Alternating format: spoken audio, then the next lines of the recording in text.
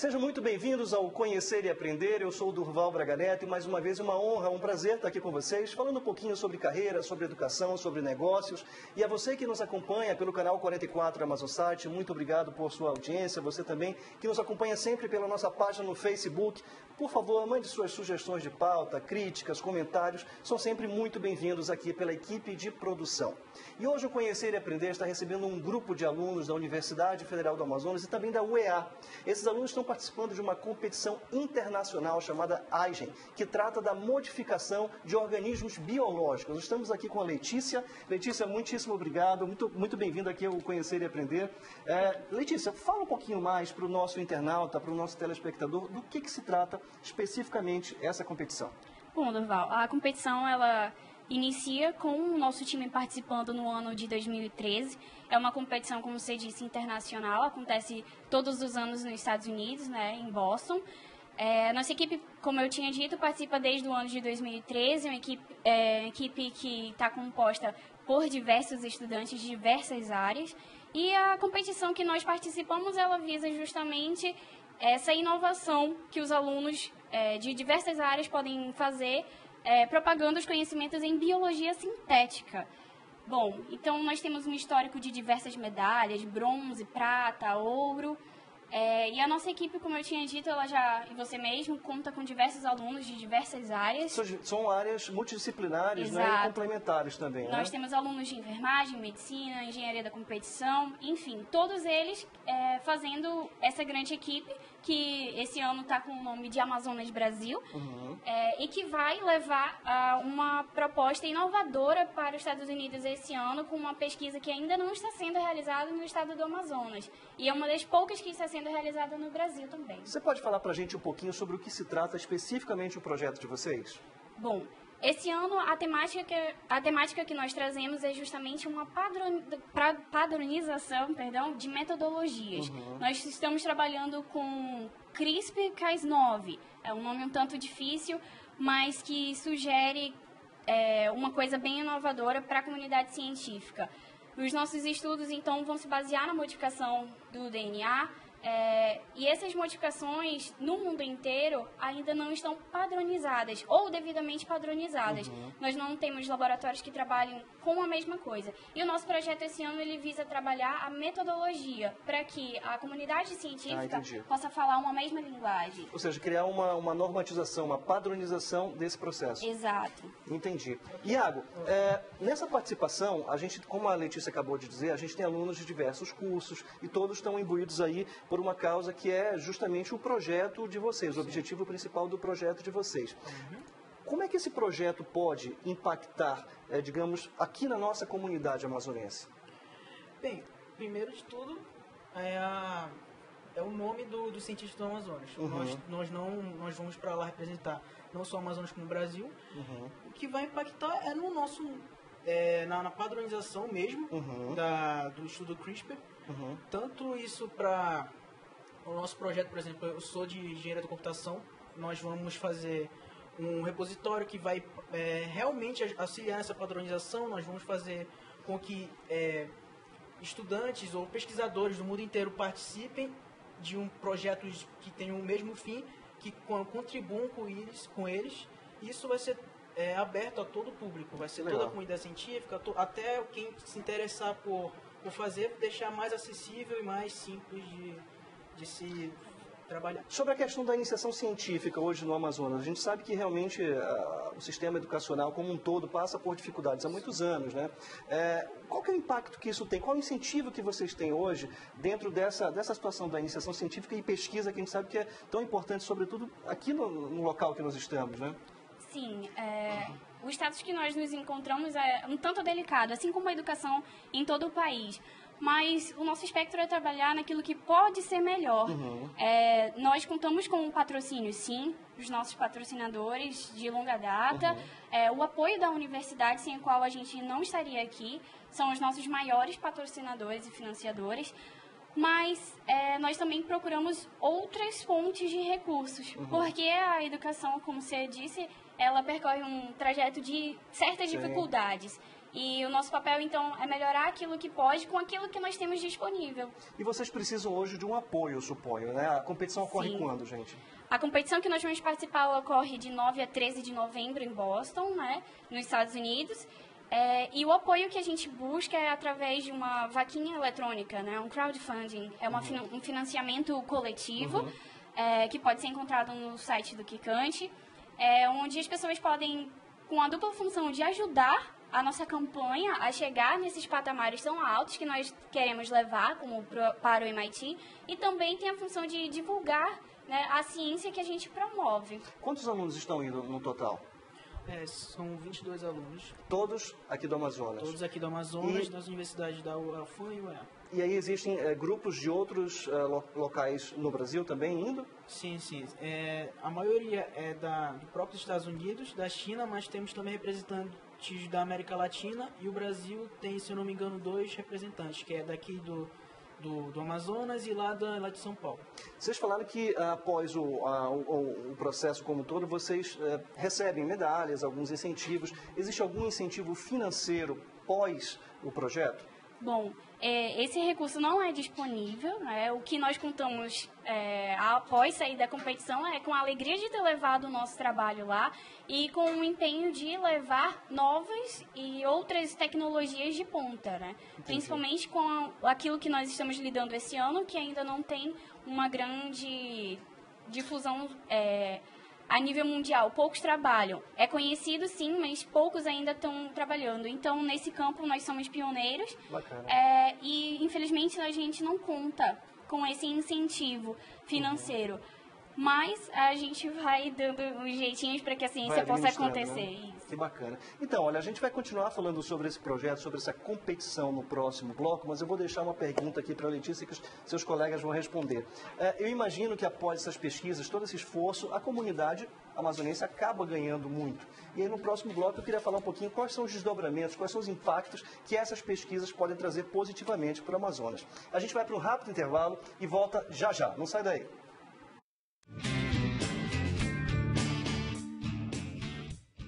Estamos de volta com o Conhecer e Aprender. Estamos recebendo aqui alunos da UFAM e da UEA. Nós estamos falando um pouquinho sobre uma competição que acontece nos Estados Unidos esse ano, em novembro. E nós estamos recebendo as estudantes Ingrid e a Julie. Vocês são de que cursos, Ingrid e Julie? Medicina, biotecnologia. Medicina e biotecnologia. Então eu queria que vocês falassem um pouquinho para o nosso telespectador, para o internauta que nos assiste, que eles conhecessem um pouquinho mais sobre o histórico de projetos que já aconteceram aqui no Amazonas, né? Julie, você pode falar um pouquinho para a gente? Posso sim. Como a Letícia disse, desde 2013 nós vimos já participando. Em 2013 nós tínhamos um projeto que transformava uma bactéria e dava a ela o poder de modificar resíduos de óleo nos rios e transformar em energia elétrica. Nós competimos no Chile e levamos medalha de bronze e até também o prêmio de melhor apresentação, que é uma das categorias que pode concorrer na competição. Em 2014, nós já fomos para os Estados Unidos e levamos um projeto referente a mercúrio, que eu acho que muita gente já conhece, porque em 2016 nós levamos novamente o projeto, mas ele modificado, para a competição dos Estados Unidos, em que a gente construiu um bioreator, que é uma máquina que nelas estavam as bactérias geneticamente modificadas e que elas tinham o poder de tirar o mercúrio da água e devolver para o meio ambiente de uma forma menos tóxica.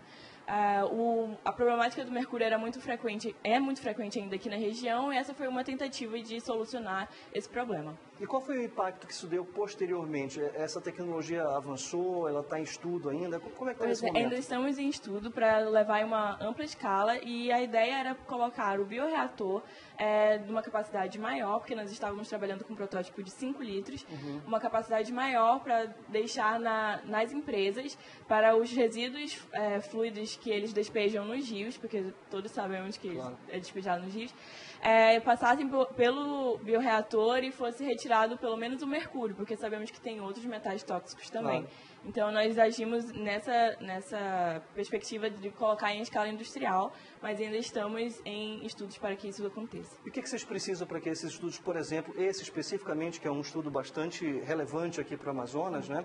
O que vocês precisam para que esse estudo não se perca e, enfim, não pare? Basicamente é o financiamento, porque precisa de mais estudos, precisa de mais material, tanto do laboratório, materiais simples do laboratório, que é pouco limitado, assim. E também investimentos, a gente teve um patrocinador que era de uma empresa de bioreatores, ele doou um bioreator para a gente, mas a gente ainda precisa trabalhar mais e precisa realmente de investimento que é escasso. Então a gente teve que se dividir assim, a equipe para continuar com esse novo projeto e para não deixar de dar continuidade para o antigo. Sem dúvida. Isso é realmente um trabalho bastante relevante aqui para o nosso Amazonas. Então seria muito bacana que esse projeto não parasse. Eu tenho certeza que o projeto desse ano é tão bom, tão relevante quanto o de 2014. Ingrid, fala um pouquinho especificamente sobre o projeto desse ano. Quais são os desdobramentos, quais são os impactos positivos que eles podem trazer posteriormente para a gente? Certo. Esse ano a gente está trabalhando com uma metodologia que ela é bastante revolucionária no mundo inteiro. E assim, a gente está trabalhando com o CRISPR-Cas9. O CRISPR, ele é uma tecnologia, na verdade é uma ferramenta que as bactérias já carregam com ela, né? A sua identidade já tem essa ferramenta na bactéria. E a Cas9, ela é uma proteína. Essa proteína, ela pode fazer inserção ou deleção de genes.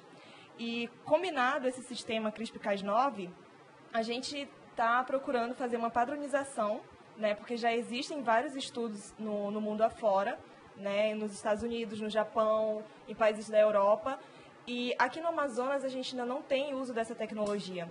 Nós estamos sendo pioneiros no uso dessa tecnologia. No Brasil já existem estudos com essa tecnologia também, mas ainda não estão tão avançados quanto no resto do mundo.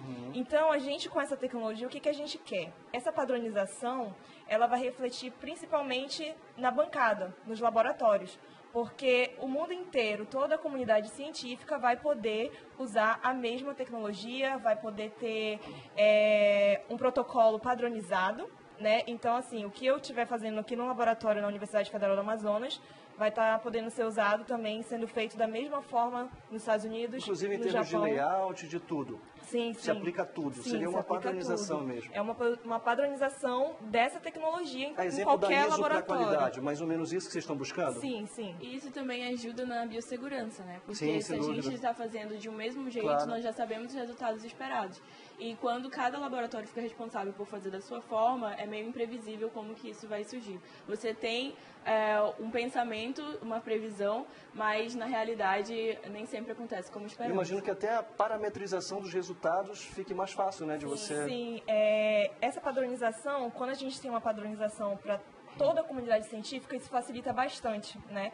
Porque se eu pego um artigo científico para ler, né, que tem a mesma padronização em outros artigos, vai ser facilmente entendido aquela linguagem, né? E a gente vai poder facilmente também reproduzir em escala de laboratório. Né, que o projeto continue caminhando. E essa tecnologia ela é muito importante, porque essa inserção e essa deleção de genes, né, vai nos permitir lá para frente, com o avançar dos estudos, que outros cientistas, né, que já estão muito mais avançados do que nós, que ainda somos alunos, por exemplo, possam trabalhar com doenças genéticas. Porque essa tecnologia é justamente para isso. Entendi. Né? Trabalhar a questão de doenças genéticas, onde a gente tem, por exemplo, um gene que está mutado e causa, por exemplo, anemia falciforme, né? Que a gente tem um problema muito grande, várias pessoas têm essa doença. Então, assim, se a gente consegue fazer essa inserção ou uma deleção do gene, a gente pode trabalhar essas doenças de uma forma com que lá no futuro, pessoas que nasçam, né, com anemia falciforme não tenham mais ou que haja uma possibilidade de ser modificado o gene dessa pessoa e a gente conseguir fazer com que essa doença não exista. Isso seria mais ou menos o papel do bioinformacionista, aquela pessoa que analisa, que conhece um pouquinho dessas doenças aí que são geneticamente, vão sendo transmitidas e de repente ter uma intervenção genética ali para que a pessoa tenha menos sintomas ou que aquilo se desdobre menos no organismo? Sim, os bioinformatas, na verdade, eles fazem essa análise computacional, né? A gente está auxiliando eles na parte a parte biológica mesmo, né? E eles vão para o computador fazer essa análise computacional, avaliando probabilidades, avaliando sequências, avaliando todo esse tipo de material que a gente tem a respeito de genes. Muito legal, muito bacana. Esse trabalho realmente é muito relevante, é fundamental, e eu tenho certeza que quem está nos assistindo, de repente se interessa ou de repente não tem nada a ver com isso, mas gostaria de ver o incentivo à pesquisa, a ciência estimulada, realmente fica a nossa dica. A gente vai para um rápido intervalo e no último bloco a gente vai falar um pouquinho como é que vocês podem ajudar, como é que nós podemos ajudá-los a chegar lá nos Estados Unidos e participar brilhantemente dessa competição. A gente vai para um rápido intervalo e volta já já.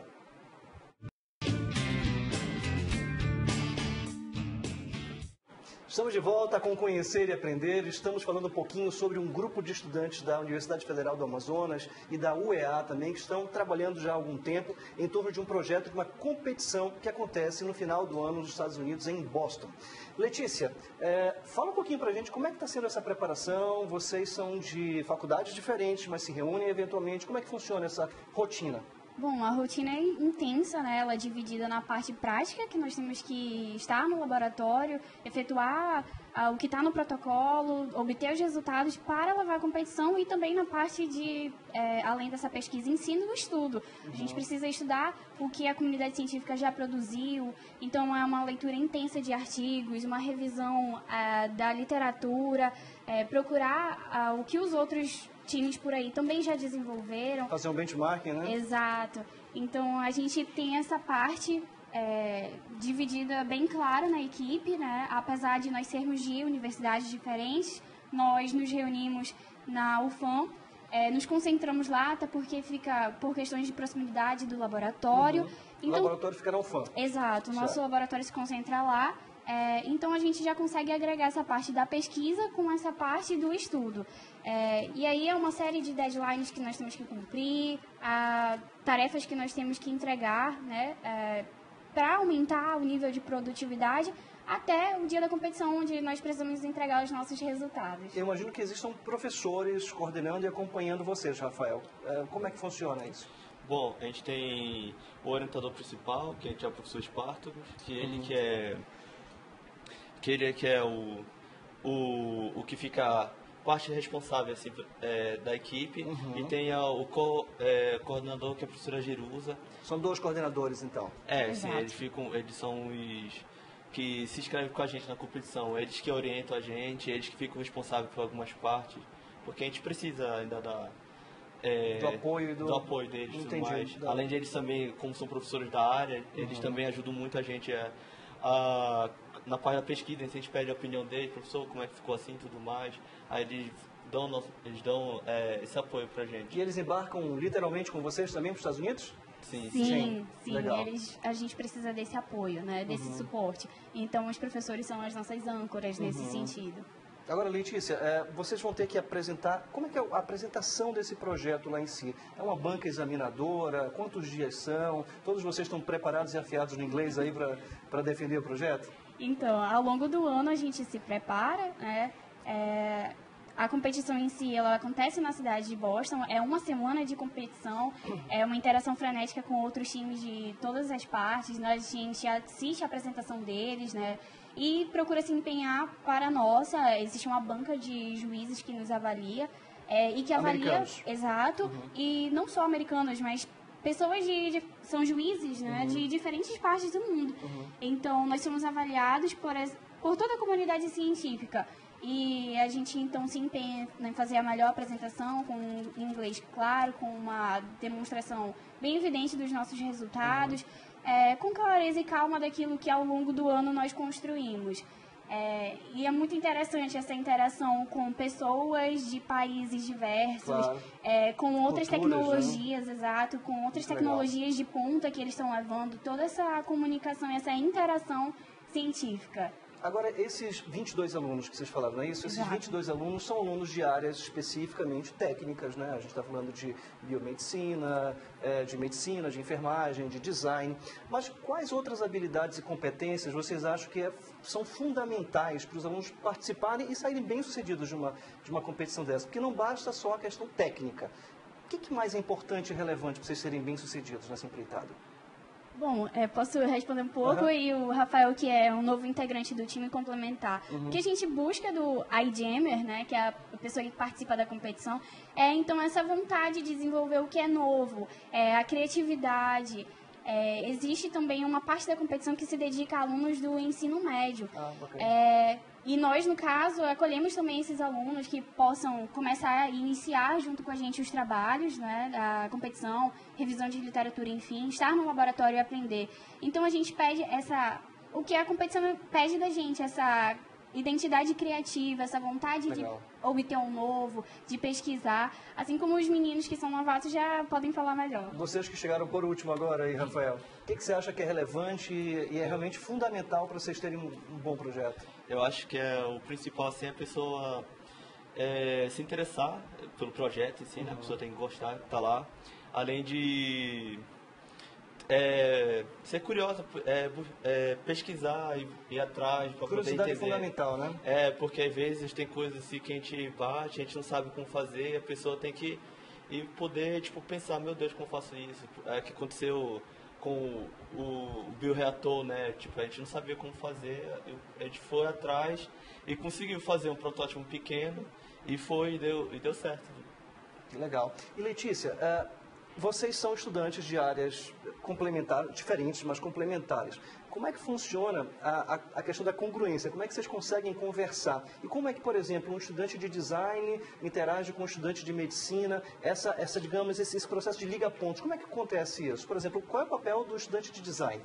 Bom, a competição, então, ela estimula essa conversa, esse diálogo com diferentes partes, e nós usamos muito das ferramentas tecnológicas para poder, apesar da distância, estar em sintonia. Então, nós nos falamos por diversos canais e sempre debatemos aquilo que é a necessidade e a demanda específica do grupo naquele momento. E, além disso, a competição em si, ela fornece diversas áreas, diversos setores onde os alunos que são de diferentes áreas podem se unir. Então, no caso, como exemplo, o aluno de design, nós precisamos cuidar de um layout, nós precisamos cuidar de uma parte gráfica, tornar o projeto acessível, vender o nosso peixe. Tem estudantes de publicidade, por exemplo? Não, infelizmente não. Seria bom ter? Com certeza. Quanto mais interação com as outras partes, melhor. Porque isso conta e a gente aprende mutuamente com as outras áreas. Então, nós precisamos ter essa interface agradável, nós precisamos tornar aquilo que nós já sabemos acessível a todos. Amistoso, né? Exato. E os estudantes de diversas áreas são importantes exatamente nesse sentido, de unir os nossos conhecimentos e entregar uma coisa bonita para a população, para a comunidade científica também. Ótimo. Então agora eu queria testar os conhecimentos e as técnicas comerciais de vocês, para que vocês conversem com nossos telespectadores, nossos internautas, e falem para eles qual a importância e como é que eles poderiam eventualmente ajudar vocês a chegar lá e fazer bonito lá nos Estados Unidos. Bom, a gente, depois dessa entrevista aqui, se a pessoa ficou interessada, quer saber mais, a gente tem nossa página no Facebook, que é Manaus no IGEM, no IGEM. Manaus no IGEM? IGEM. IGEM. Se a pessoa quiser lá pesquisar. E lá a gente está fazendo, como a Maria falou no começo, nossa vaquinha online está lá, está aberta ainda. Essa pessoa... Lá pelo Facebook a gente tem condições de lá. Sim, a gente faz post assim, diariamente, sobre também, matando curiosidade sobre o CRISP, a pessoa entender mais ou menos o que a gente está fazendo. Não é só sobre isso também, sobre como também outras áreas se interagem, como a gente faz quarta-feira toda vez um post sobre computação na parte de biologia e tudo mais.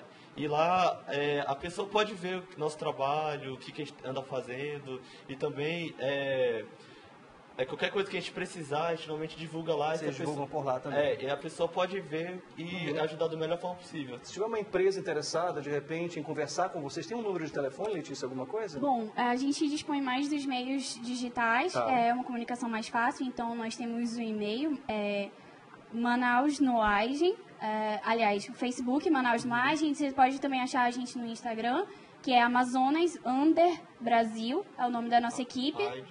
Isso, IGEM Amazonas Brasil. E pelo e-mail igem.ufam@gmail.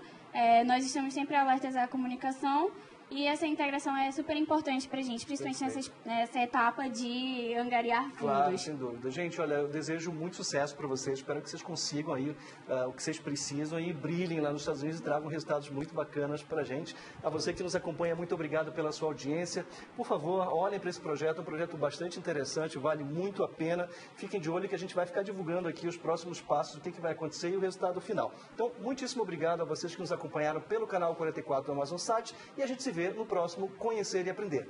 Até mais!